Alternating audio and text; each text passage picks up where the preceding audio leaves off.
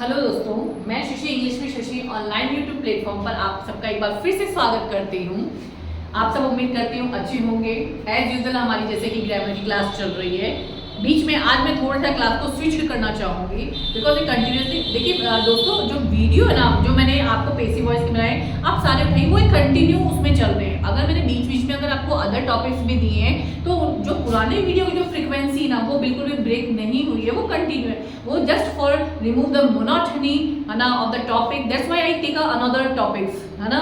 तो मैं दूसरा टॉपिक ले लेती हूँ ताकि आपको जो है एक नीरसता ना रहे कि क्या है क्या चल रहा है, ये सब है। लेकिन जो टॉपिक एक सीक्वेंस में ना वो पूरे प्रॉपर सीक्वेंस में बने हुए हैं, उनमें किंतु परंतु nothing is different from them, सब एक सीक्वेंस से बने हुए हैं। तो आज की जो मैं क्लास लेके आई हूँ वो लेके आई हूँ पार्ट्स ऑफ स्पीच की। देखिए दोस्तों, there is some topics in English which are very important. Just if you want to speak English in very well, if you want to perform in exams for a grammar topics or in a composition sections, है ना, you have to command on three things. First, you make a strong your vocab power. Then you have to be knowledge about the tenses and parts of speech. There are a few topics which play an important role in English grammar. तो अगर आप basically इन topics को समझ लेंगे तो आप एक मोटा मोटा क्राइटेरिया जो है हमारे इंग्लिश लैंग्वेज से रिलेटेड आप बहुत कुछ सीख जाएंगे।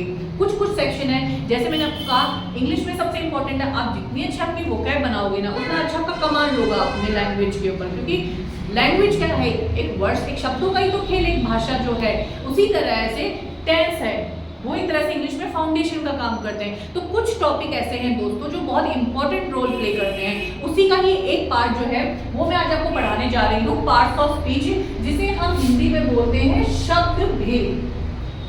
देखिए मेरी जो क्लास में है आई can teach you fluently in English, but दोस्तों मुझे इस ऑनलाइन के माध्यम से जो है हिंदी मीडियम के स्टूडेंट्स भी देख रहे हैं और इंग्लिश मीडियम के स्टूडेंट्स भी देख रहे होंगे।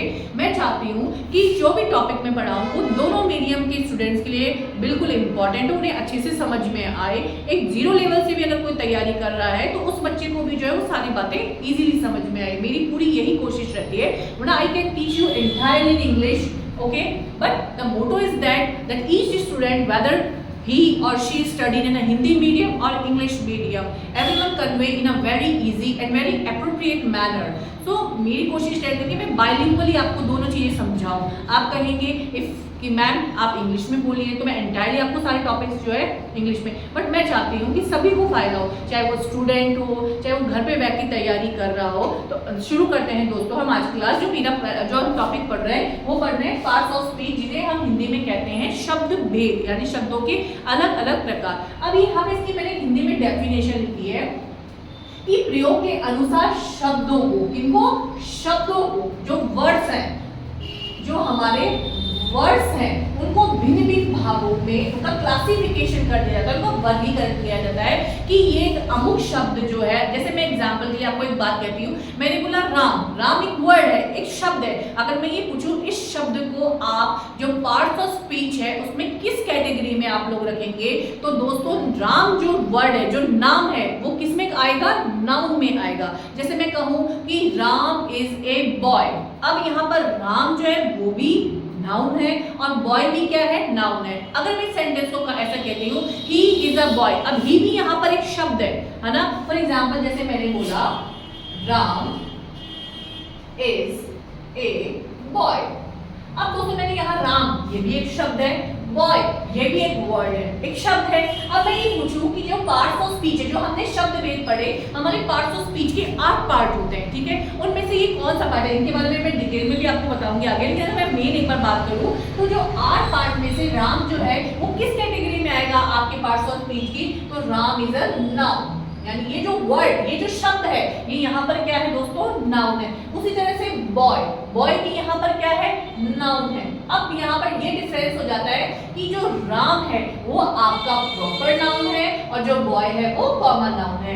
जब when I teach you the noun, there is a reader classification, the types of the noun category, मतलब there is a common noun, proper noun, material noun, collective noun, abstract noun। तो तो जो noun के भेद है, जो संज्ञा के भेद है, उनमें से आपका जो राम है वो प्रॉपर नाउन की कैटेगरी में आता है और जो बॉय है वो कॉमन नाउन की कैटेगरी में आता है। अब यही मैं राम की जगह दोस्तों अगर ही लिख देती हूँ, ही इज अ बॉय, तो अब यहाँ पर जो हमारा ही है, ये जो ही हमारा जो शब्द है दोस्तों किस कैटेगरी में हो जाएगा, ये हो जाएगा प्रोनाउन की कैटेगरी में। अब यहाँ पर ही क्या बन गया, प्रोनाउन। तो यही बात तो हमारी डेफिनेशन कह रही है कि प्रयोग के अनुसार जो शब्द है उनको भिन्न भिन्न भागों या वर्गों में हम बांट देते हैं और उनके या वाक्य में उनके द्वारा किए गए कार्य के अनुसार कि उस वाक्य में एक सेंटेंस हमारे पास है और उस वर्ड ने उस वाक्य में क्या काम किया उसके अनुसार।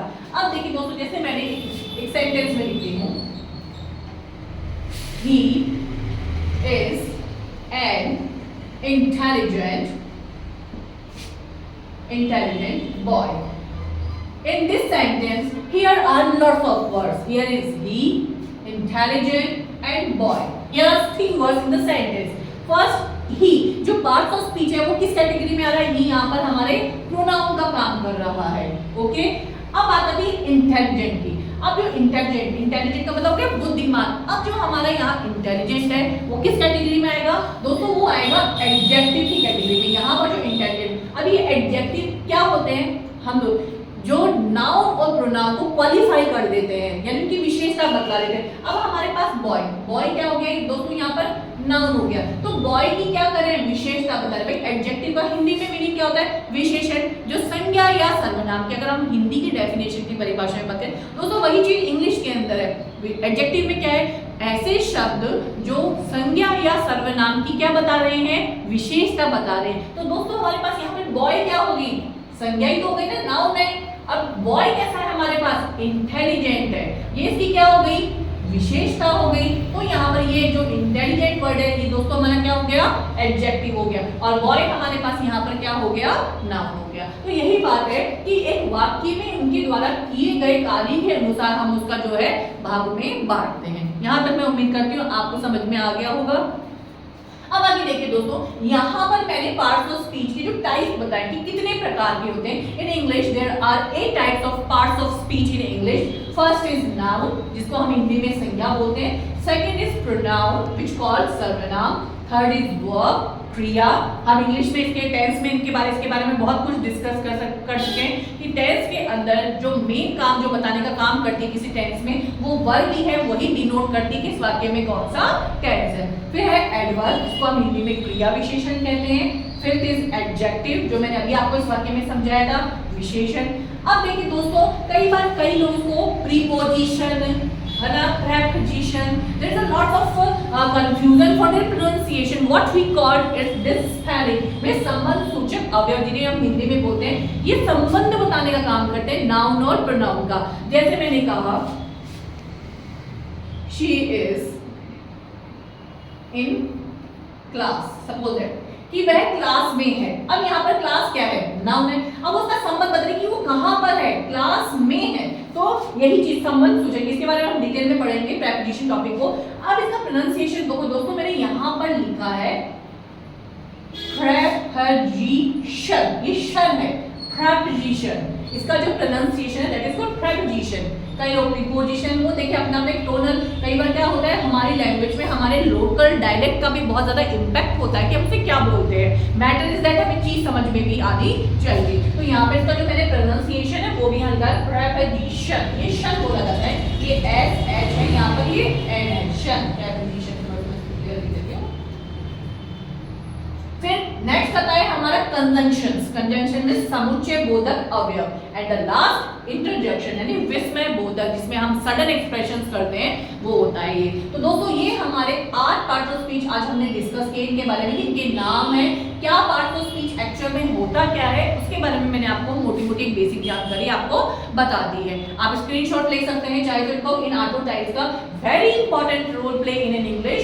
तो हम इनके बारे में भी बीच-बीच में डिस्कस करते रहेंगे। उम्मीद करती हूँ आज क्लास आपको पसंद आई होगी। दोस्तों ज्यादा से ज्यादा लाइक शेयर करें और अपने ग्रुप में सब में शेयर करें अगर आपको मेरी क्लास अच्छी लगी हो। Thank you so much for your support and love. English with Shashi online YouTube platform पर मैं फिर कुछ नए टॉपिक्स के साथ आपसे फिर मिलूंगी नेक्स्ट क्लास में। थैंक यू सो मच दोस्तों।